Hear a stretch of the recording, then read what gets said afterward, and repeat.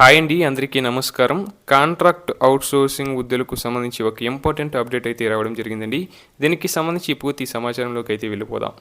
రాష్ట్ర ప్రభుత్వ శాఖల్లో దశాబ్దాలుగా పనిచేస్తున్న కాంట్రాక్ట్ అవుట్సోర్సింగ్ ఉద్యోగుల న్యాయమైన డిమాండ్ల పరిష్కారానికి మహిళలు నడుం బిగించారు. దశాబ్దాలుగా వెట్టి చాకిరీ చేస్తున్నా న్యాయం జరగడం లేదన్న బాధతో రగిలిపోతున్నారు.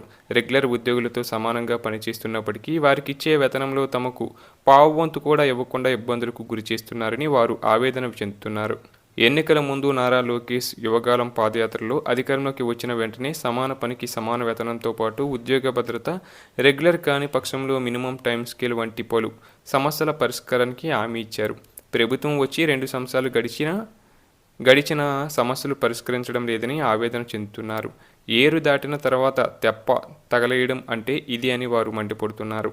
ఇక కాంట్రాక్ట్ ఉద్యోగుల ప్రధాన డిమాండ్లు ఇవి: సమాన పనికి సమాన వేతనం కల్పించాలి, కనీస వేతనంగా 26,000 చెల్లించాలి, హెచ్ఆర్ఏ పాలసీని అమలు చేయాలి, మమ్మల్ని రెగ్యులర్ చేయాలి, కాని పక్షంలో మినిమం టైం స్కేల్ వర్తింప చేయాలి, ఉద్యోగ విరమణ వయసును 60 నుంచి 62 ఏళ్లకు పెంచడంతో పాటు ఉద్యోగ విరమణ ప్రయోజనాలను అందజేయాలి, ఉద్యోగ భద్రతతో పాటు పెన్షన్, ఈఎస్ఐ సదుపాయాలు కల్పించాలి, ప్రభుత్వ సంక్షేమ పథకాలు వర్తింపచేయాలి, డిఎస్సి ప్రభుత్వ రెగ్యులర్ పోస్టుల నియామకాల్లో వేటేజీ కల్పించాలి, రాష్ట్ర హైకోర్టు ఇచ్చిన తీర్పును వెంటనే అమలు చేయాలని వారు డిమాండ్ చేస్తున్నారు.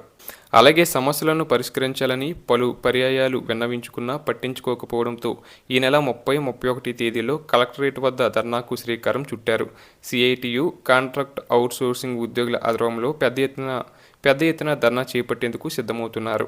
దశాబ్దాలుగా చేస్తున్న శ్రమ దోపిడీ ఇక చాలు, న్యాయపరమైన కోరికలను నెరవేర్చాల్సింది, రాష్ట్ర హైకోర్టు ఇచ్చిన తీర్పును అమలు చేయాలి, డిమాండ్ల పరిష్కారానికి 30, 31 తేదీలలో కలెక్టరేట్ వద్ద ధర్నాలు నిర్వహిస్తామని సిఐటియు జిల్లా ప్రధాన కార్యదర్శి మన్మథరావు తెలిపారు.